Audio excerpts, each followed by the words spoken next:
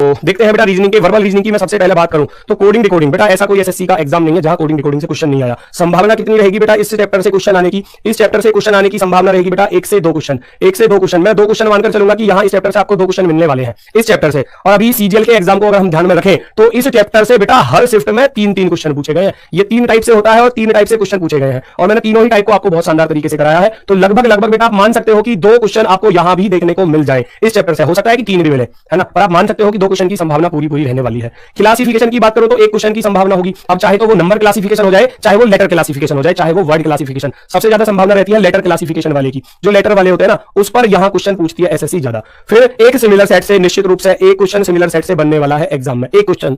और सीरीज के हो सकते हैं कि आपको 2 क्वेश्चन भी मिले, हो सकता है कि 1 क्वेश्चन। तो 1 से 2 का रेशियो तो यहां भी रहेगा सीरीज वाले चैप्टर के लिए। 1 से 2 क्वेश्चन आपको यहां भी मिलेंगे। ठीक है सर, मेरा 13 जनवरी को। बिल्कुल शानदार बेटा, बिल्कुल शानदार। सभी का लगभग पता चल गया होगा, कुछ स्टेट रह रहे हैं उनका भी जल्दी ही पता चल जाएगा। रिपीटेड सीरीज बेटा, रिपीटेड सीरीज ज्यादातर एग्जामों में एसएससी रखती है। एक क्वेश्चन जो आपके बेटा जो अल्फाबेट लिखे होते हैं ना इस प्रकार से, और यहां पर आपसे पूछ लिया जाता है कि खाली स्थानों को भर के बताओ। ये अच्छे से मैंने आपको बताए थे, हर टाइप का क्वेश्चन यहां कराया था। एक क्वेश्चन की संभावना इसकी रहेगी और डिक्शनरी ऑर्डर फिक्स है, एक क्वेश्चन यहां से भी आएगा, एक क्वेश्चन यहां से भी आएगा। तो ये चीजें आपके सामने है बेटा। कोडिंग डिकोडिंग से संभावना 1 से 2 क्वेश्चन, एनालॉजी के 2 क्वेश्चन संभावना है पूरा आने की, है ना। क्लासिफिकेशन से एक क्वेश्चन, वो भी लेटर क्लासिफिकेशन की तरफ ज्यादा जाएगा। हो सकता है किसी में नंबर क्लासिफिकेशन भी मिले। ऐसा कुछ नहीं है कि मैं जो चैप्टर बता रहा हूं इन्हीं चैप्टरों से आएंगे क्वेश्चन।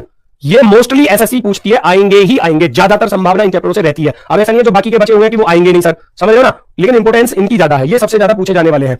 सीरीज हो गया, रिपीटेड सीरीज हो गया और डिक्शनरी ऑर्डर हो गया भैया। उसके बाद बात की जाए वेन डायग्राम। वेन डायग्राम का बेटा हो सकता है कि एक क्वेश्चन देखने को मिले, हो सकता है ना भी मिले, समझ रहे हो ना। लेकिन सिलोगिज्म के एक क्वेश्चन की 100% संभावना होगी, एक क्वेश्चन आने की पूरी संभावना। ठीक है, मैथमेटिकल ऑपरेशन ये इंपॉर्टेंट है। अभी जल्दी के एग्जामों को देखते हुए 1 से 2 क्वेश्चन हर शिफ्ट में मिल रहा है, 1 से 2 क्वेश्चन। अब आपके में 20 क्वेश्चन है तो एक तो आएगा ही आएगा, हो सकता है कि दूसरा क्वेश्चन भी आपको देखने को मिल जाए। ठीक है, ब्लड रिलेशन की सेकंड टाइप वर्तमान में ज्यादा पूछी जा रही है। एक क्वेश्चन सेकंड टाइप कौन सी होती है कि ए प्लस बी का अर्थ है ए बी की माता है, ए बी की माता है, और फिर आपको इस प्रकार से इक्वेशन दे दी जाती है कि कौन किसका पिता है, कौन किसका भाई है ना।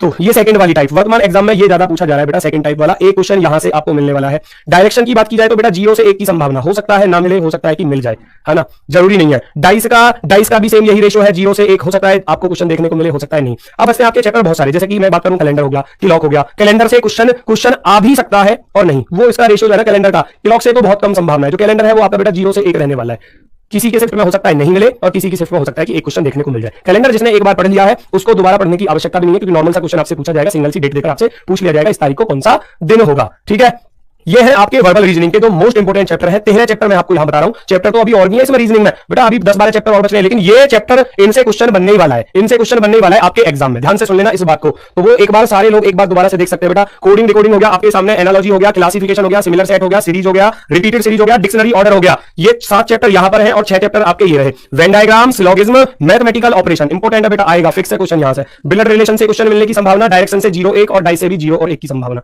तो ये चैप्टर थे आपके वर्बल रीजनिंग के, है ना। भाषिक रीजनिंग जो होती है, भाषिक तर्क शक्ति। नॉन वर्बल से सबसे ज्यादा पूछे जाने वाला चैप्टर ये रहा, मिरर इमेज। सबसे ज्यादा पूछे जाने वाला चैप्टर है, एक क्वेश्चन देकर जाएगा, एक क्वेश्चन। फिर सीरीज, अब वर्तमान समय में सीरीज के 2 क्वेश्चन देखने को मिल रहे हैं, लेकिन आपके एग्जाम में 20 क्वेश्चन है तो एक की संभावना तो रहेगी ही रहेगी, एक तो फिक्स मान लो बेटा आएगा ही आएगा। अब एक तो मिरर इमेज का हो गया, एक सीरीज का हो गया। अब तीसरा जो बचता है वो पेपर फोल्डिंग से एक क्वेश्चन बनने की संभावना। यहां 0 से 1 का रेशियो, यहां भी 0 से 1 का। अब जरूरी नहीं है 5 क्वेश्चन इसी से आ जाएंगे, मैंने बोला 0 से 1 हो सकता है ये देखने को मिले क्वेश्चन आपको, और हो सकता है ना भी आए, समझ रहे हो ना। तो ये 5 चैप्टर आपके यहां पर है, नॉन वर्बल रीजनिंग के और वर्बल रीजनिंग के सारे चैप्टर आपकी समझ में आए होंगे। इनको आप लोग अच्छे से पढ़ना बेटा, मेहनत करनी है बिल्कुल शानदार तरीके से, मेहनत करनी है बिल्कुल शानदार तरीके से, और एकदम जबरदस्त तैयारी आपकी हो चुकी है ना। बहुत ही शानदार तैयारी आपकी बिल्कुल जबरदस्त तरीके से हुई है। हाँ, सारे चैप्टर आपके करवाए जा चुके हैं। ये जितने भी चैप्टर मैंने आपको बताए सारे चैप्टर अच्छे तरीके से करवाए, क्योंकि टारगेट ही मैंने इन चैप्टरों को रखा है, क्योंकि ये चैप्टर आपके एग्जाम में पूछे ही जाते हैं हमेशा।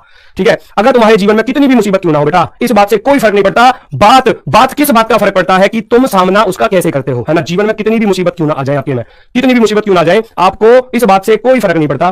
किस बात का फर्क पड़ेगा कि आप उन परेशानियों का सामना कैसे करते हो। ठीक है, मुश्किल नहीं है कुछ भी दुनिया में, मुश्किल नहीं है कुछ भी दुनिया में, तू जरा हिम्मत तो कर। मुश्किल नहीं है कुछ भी दुनिया में, तू हिम्मत तो कर। ख्वाब बदलेंगे हकीकत में, तू जरा कोशिश तो कर। ख्वाब बदलेंगे हकीकत में, तू बस जरा कोशिश तो कर। और इतनी कोशिश आपको करनी है कि इस बार सिलेक्शन आपका बिल्कुल आपके सामने है मेरे भाई, बिल्कुल सामने है। सब कुछ सब कुछ सब कुछ आपके सामने है, सब कुछ आपके हाथों में है। और बेटा आपका सारा सिलेबस, सारी चीजें आपको बहुत शानदार तरीके से कराई गई हैं। अब जिम्मेदारी बनती है आपकी, मैराथन बच रही है गागर में सागर, उनको सभी लोग कर लेना अच्छे से, और अच्छे से दिमाग में बिल्कुल फ्री माइंड से एग्जाम को देने जाएंगे। किसी भी बात का प्रेशर नहीं लेना है एग्जाम में, सोचो कि मुझसे एग्जाम होगा नहीं होगा, बिल्कुल फ्री माइंड से आराम से रिलैक्स होकर जाना, अच्छे से पेपर जाएगा। क्योंकि आप लोग बहुत कुछ सीख चुके हो, है ना। आपको किसी भी बात का प्रेशर नहीं लेना, किसी भी बात की कोई चिंता नहीं करनी है कि सिलेक्शन होगा या नहीं होगा। आप अपना पूरा 100% देके आना, समझो आपका सिलेक्शन होगा। बस मेरे कहने का अर्थ यह है, आप 100% अपना देकर आओ और आपका सिलेक्शन आपका हो जाएगा। ठीक है दोस्तों, तो बिल्कुल शानदार तरीके से अब हम मिलते हैं आपसे अपनी मैराथन के समय पर। 31 तारीख से आपकी मैराथन है, आपको पता चल गया होगा। 31 में सबसे पहले आपकी मैथ्स की मैराथन है, वो अंकित भाटी सर लेकर आ रहे हैं। और फिर दूसरे दिन यानी कि 1 तारीख को है आपकी बेटा करंट अफेयर्स की। 3 तारीख में मेरी मैराथन है रीजनिंग की। ठीक है, तो मिलते हैं 3 तारीख को आपसे सुबह 9 या 10 बजे का टाइम है, जो भी है वो आपको पता चल जाएगा। ठीक है दोस्तों, सभी को मेरी तरफ से नमस्कार है, मेहनत करते रहिए, बिल्कुल शानदार तरीके से सिलेक्शन आपके बिल्कुल हाथों में। सभी को नमस्कार, धन्यवाद, जय हिंद, जय भारत, टाटा, बाय बाय।